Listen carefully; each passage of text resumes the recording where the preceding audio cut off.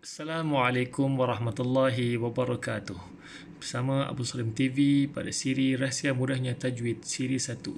InsyaAllah kita akan bincangkan jenis tulisan ya yang dibaca panjang dalam Al-Quran. Ya yang dibaca panjang dalam Al-Quran terbahagi pada dua, iaitu ya yang bertitik dan ya tidak bertitik. Yang bertitik dipanggil al-ya'u al-mutarrifah, iaitu ya yang berada di hujung perkataan yang dibunyikan dengan bunyi i, seperti fi, tajri, yahdi.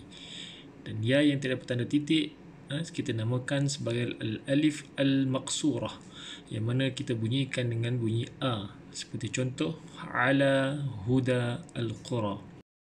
Baik, ya yang tidak bertanda titik yang mana alif al-maqsurah ini, apakah semua huruf ya yang ditulis tanpa titik ini dibaca dengan bunyi a? Ini menjadi kemusykilan ramai kepada pemula-pemula baca Quran, jadi confused ataupun sangsi.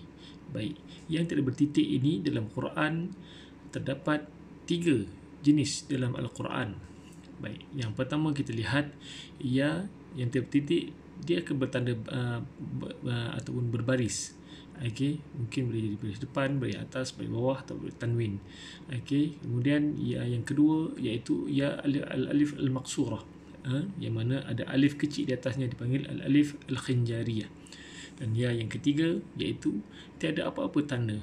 Baik, kita akan lihat satu persatu dalam ayat Al-Quran. Daripada ketiga-tiga ya yang tiada bertanda ini, apakah semuanya dibaca dengan alif al-maqsurah.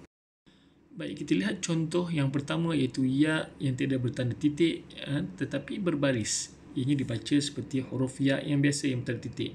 Saya datangkan 5 contoh sahaja.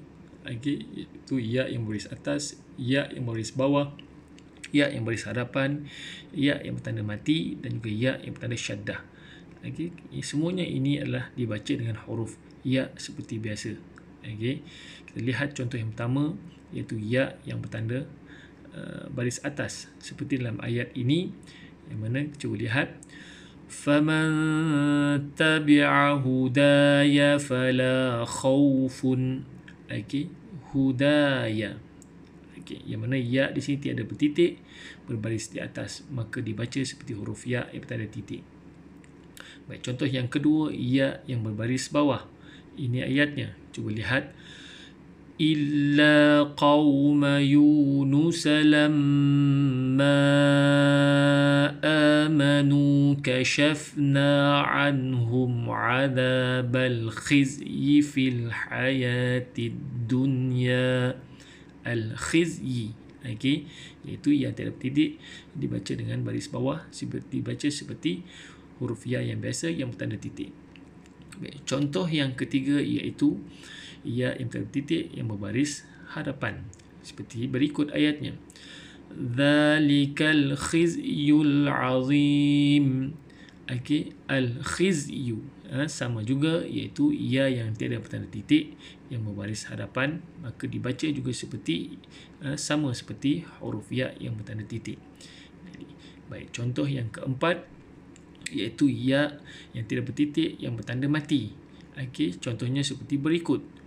Wa ashhidu dhawai adlim minkum.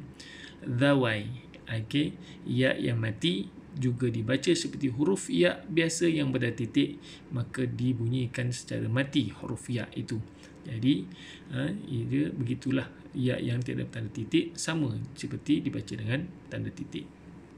Baik, seterusnya yang terakhir, contoh yang terakhir iaitu ya yang bertanda syaddah, seperti berikut contoh dalam Al-Quran. Yas'alunaka ka'annaka hafiyun anha. Baik, contohnya iaitu hafiyun, tiada bertanda titik, yang mana terdapat syaddah dan juga tanwin. Baik, terdapat lagi contoh-contoh yang lain seperti berikut. Wasabbih bil ashiyyi wal ibkar. Tengok ya yang tiada bertanda titik, yang terdapat syaddah ataupun sabdu padanya yang berbaris bawah. Juga terdapat ya yang tiada bertitik yang bertanda tanwin. Tidak kami datangkan contohnya, cuma cukup kami datangkan 5 contoh untuk pengetahuan kepada para pembaca sekalian. Baik, sekarang kita lihat kepada jenis ya yang kedua, iaitu ya al-alif al-maqsurah. Baik, ya al-alif maqsurah ini yang mana kita bunyikan dengan bunyi A, dan dibacakan dengan panjang, maka ianya dinamakan al-alif al-maqsurah. Cuma jangan confuse dengan ya yang sebelum ini tadi. Bagaimana untuk membezakan dan mengetahui ianya dibaca dengan panjang? Maka ya al-alif maqsurah ini diletakkan di atasnya itu alif kecil.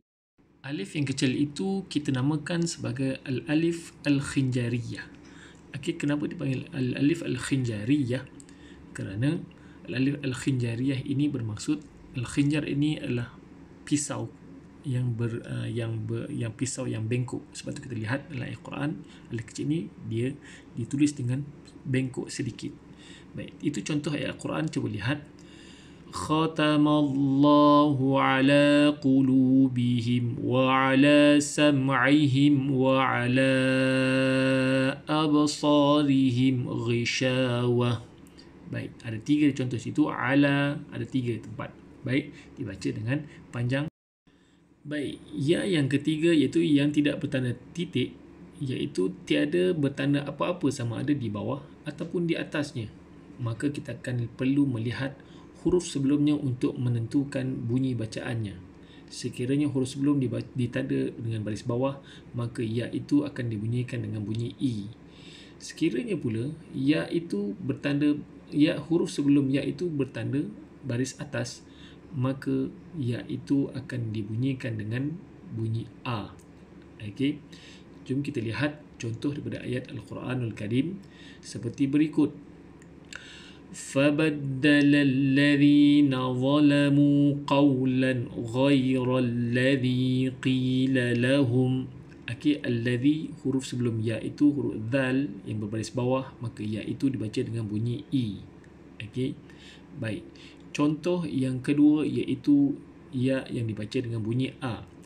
وَهُدُوا إِلَى الطَّيِّبِ مِنَ الْقَوْلِ. Baik, perkataan ila yang mana hurufnya huruf lam berbaris atas, maka dibunyikan dengan bunyi A.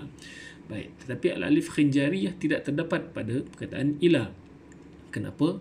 Sebab di sini dipanggil iltiqa' as-sakinain, pertemuan dua sukun, maka tidak perlu dibaca panjang seperti ila tayyib, maka cukup dibaca dengan pendek saja, ila tayyib. Ini dipanggil iltiqa' as-sakinain yang akan kita bahaskan pada pertemuan akan datang insya-Allah. Baik, jadi pembaca perlu hati-hati sekiranya tidak dapat alif al-khinjariyah atau alif kecil di atasnya, itu cukup dibaca dengan pendek sahaja. Baik, sebagai rumusan kesimpulan pelajaran kita pada hari ini, ya yang terdapat titik ini terbagi pada 2, iaitu dipanggil boleh dibunyikan bunyi ya, iaitu bunyi I, ataupun dibunyikan dengan alif, dibunyikan dengan bunyi A. Jadi pembaca-pembaca sekalian sudah mengetahui seperti mana yang kita bincangkan sebelum ini. Dan ya ini juga yang terdapat titik terbahagi kepada 3. Pertama, ya yang mana diberikan ataupun bertanda baris, disebut dengan ya seperti biasa. Yang kedua, ya yang dipanggil al-alif al-maqsurah dan diletakkan al-alif al-khinjariyah di atasnya. Dan ya yang tidak bertanda titik ini yang ketiga, iaitu kita lihat huruf sebelumnya. Sekiranya huruf sebelumnya itu berbaris bawah, maka ianya akan dibunyikan dengan bunyi I. Baik, sekiranya huruf sebelum ya ini yang tidak bertitik ini berbaris di atas, maka kita akan membacakan dengan alif dengan membunyikan A. Jadi pembaca sekalian tidak perlu ragu-ragu dan sangsi setelah mendapat penjelasan ini insya-Allah, dan hati-hati kepada ya yang mana bertemu baris atas, huruf sebelum baris atas, seperti perkataan ila yang mana bertemu dengan 2 sukun, iltiqa' as-sakinain, jangan dibaca panjang. Sebab itu tidak terdapat al-alif al-khinjariyah di atasnya, dibuang untuk memberitahu bahawa dia perlu dibaca dengan pendek, seperti ila tayyib, bukan dibaca dengan ila tayyib. Mudah-mudahan mendapat manfaat pada semua. InsyaAllah kita bertemu kembali kepada seterusnya, siri seterusnya. Assalamualaikum warahmatullahi wabarakatuh.